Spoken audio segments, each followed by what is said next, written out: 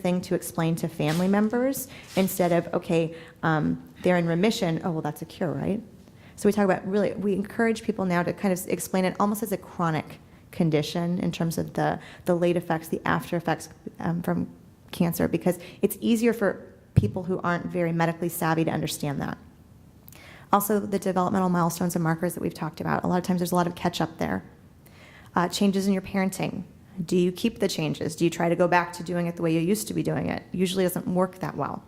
And then also, again, it's very similar to living with a chronic condition. And again, I highly encourage you to explain it to others that way. So finding normal and why that's not such a bad word. So what's normal? Well, remember, this is a time of transition.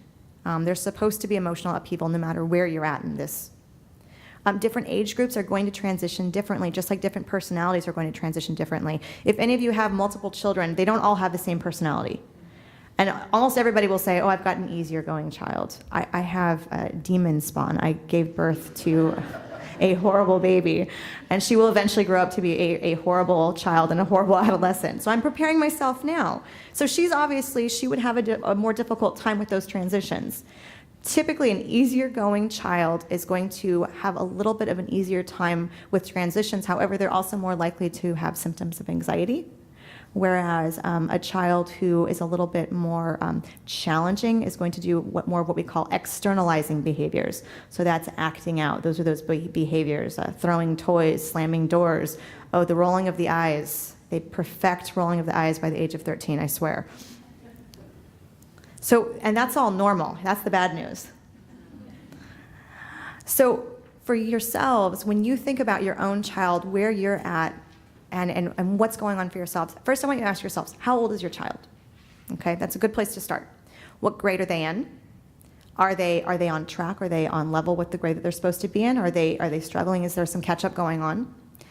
What are appropriate expectations for the age that they're at now? Okay, perhaps it's looking at the children around them who are not in the hospital, who are well, and using that as a marker. There's a lot of really good books about child development that can be excellent to read to kind of give yourself some information. And then ask yourself, if there's a gap, is it something I need to be worried about? Oftentimes, if you're looking at a child who is well, you'll see a developmental trajectory that works like this, okay? Pretty smooth. For a child with cancer, it may go like this, and then all of a sudden there's the diagnosis. There may be kind of a plateau, and typically we will see kind of a stepwise regression until they get where we want them to be. So you have to ask yourself, is this normal, or is this something I really need to be worried about? Are we looking at some sort of neuropsychological late effects?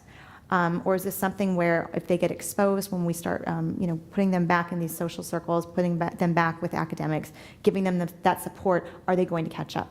If you're really not sure, it's a great time to ask your healthcare professionals, because they've seen a lot of this and they can really kind of point you in the right direction. And again, asking yourself, what has he or she missed? So what is normal? For education, we know cancer survivors and their siblings miss a lot more school than their healthier peers. So that means that they're going to have perhaps a harder time with tests. It may be more difficult for them transitioning to certain grades. It may take them a little bit longer to catch up.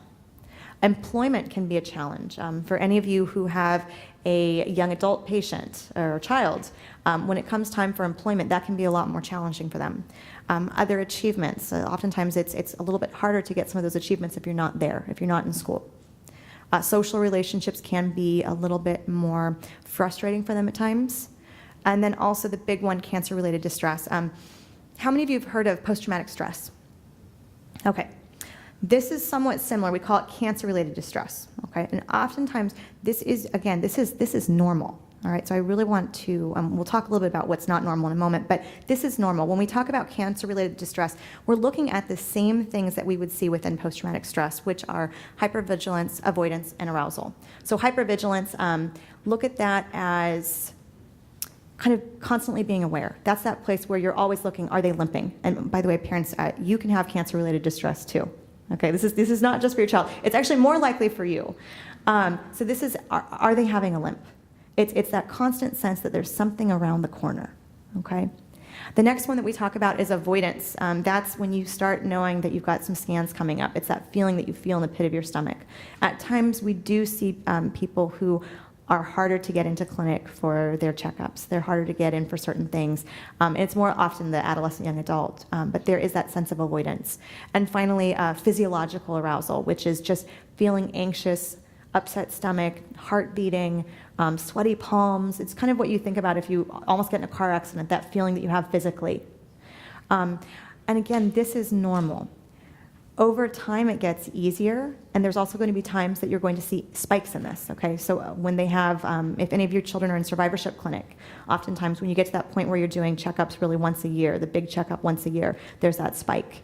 Sometimes around certain anniversaries, around the time that they were actually diagnosed, when they reach certain ages, you may see a spike in cancer-related distress. This does not mean there's anything wrong with you. It doesn't mean there's anything wrong with your child. Your child already has enough, and you already have enough without necessarily having to diagnose yourself with this. But this is something to be aware of because it can be a little bit more challenging at certain times. And I really want you to give yourselves permission to just let it be. So when it's too much, these are the warning signs that I always tell people to watch for. Okay, if there was a past diagnosis of any psychological condition, cancer is not going to make that better. Parents, if you ever had a past history of anxiety or depression before your child was diagnosed with cancer, you could probably say that there was probably an increase in those symptoms for a while. Same thing with your child. If your child was diagnosed with, let's say, obsessive compulsive disorder, major depressive disorder, any type of even ADHD, oftentimes we will see a spike in those symptoms. So it's typically not going to get better when they're under even more emotional upheaval. So in that situation, we strongly recommend making sure that you are getting ongoing treatment for that issue as well. Other things that we want to look for are school anxiety and school avoidance. This is the meltdown every single day in the car, the refusal to go to school, being sick in the nurse's office, and you having to come pick the child up all the time. At first, this is normal, but if it's ongoing, if this is a consistent issue, that's something to be concerned about, and it's something that needs to be addressed. It's actually very common, and the bad news is that the treatment recommended is to return them to school and not pick them up. And that's hard for parents who've just had a child who's sick, and you're saying, oh, they're sick in the nurse's office, send them back to class. So that is the treatment for it, but it can be very, very challenging for the child and the family. Other issues that we talk about, panic attacks. I don't know if you know what a panic attack looks like, but again, it's that hyperarousal that we're talking about to the point that they oftentimes will hyperventilate, say they feel nauseous. Nightmares, ongoing. Some nightmares are normal, but again, if we're having ongoing nightmares or night terrors, that's something that we want to look at. Refusal to leave the house, avoidance of going outside, playing with friends, doing other things, staying in their room all the time. There is, again, when we talk about those developmental, all teenagers stay in their room more than you'd like. But is it to an extreme? Finally, we're looking at ongoing disruption in the home. If your child or even one of their siblings is constantly throwing things, breaking things, that's something to address.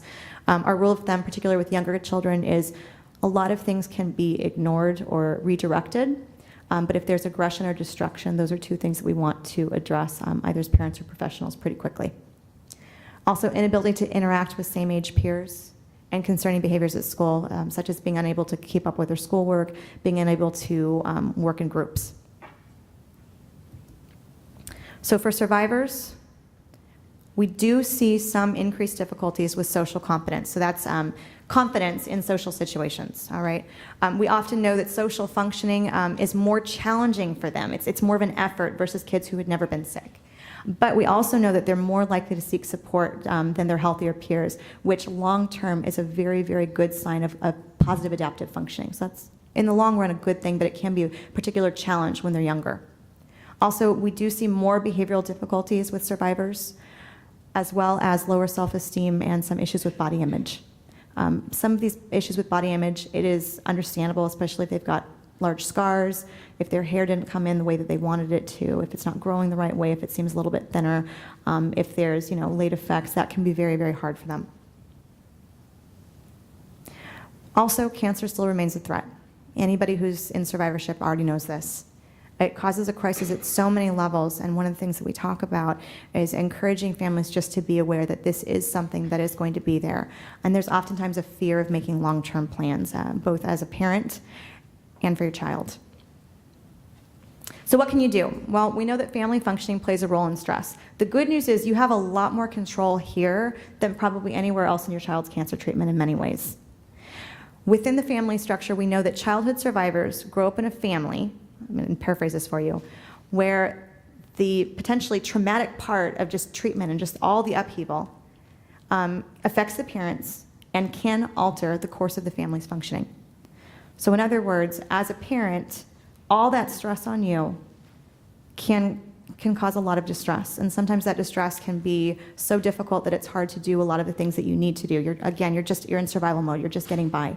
But if it gets to the point where that distress is causing upheaval with the rest of the children, the rest of the family structure, it can highly negatively impact the family.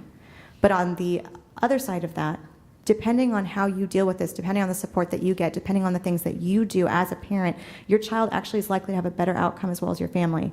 I do know families that will say, in some ways, cancer was the worst thing that happened to me, but it was the best thing that happened to me too. I'm a much more present parent. I'm much more involved than I would. The things that are important to me now are so different than what was important before. And I'm happier for it, and my kids are better for it. I see a lot of head nodding there. So how can we help you? There's a lot of special management issues that I really, really encourage you to take up with your healthcare team. First of all, skilled, individualized support is absolutely necessary to have optimal functioning. Also, successful treatment should be long-term. I'm not talking about for the rest of your lives, but I'm also not talking about 2-3 times. We want to really encompass everybody in the family network because no child is an island. It's everybody else around them that affects them and everybody that they affect. A team approach is best, and so we're looking at psychiatrists if necessary, psychologists, social workers, occupational therapists, child life specialists, and any other medical portion of your team that you feel is important to you. We also want to look at the special management considerations within certain populations that are a little bit more underserved, which is our adolescent young adult population. We know that there's a lot of unique challenges that come with being an adolescent young adult. If your child's not an adolescent young adult right now, they will be at some point, and these are things that we see both when they're going through treatment as an AYA and later on. And among those is the issues are a lot broader in scope. You have to think of everything that they are dealing with when they were a child, as well as all the things that they're trying to do to become an adult. That's complicated. And so we're looking at autonomy, independence. They want to do things on their own. They want to go out and be on their own. There's more peer pressure. Educational and graduation from school, that's a lot of pressure. Those are things they want to do that may be more difficult for them than obviously a peer who's healthy.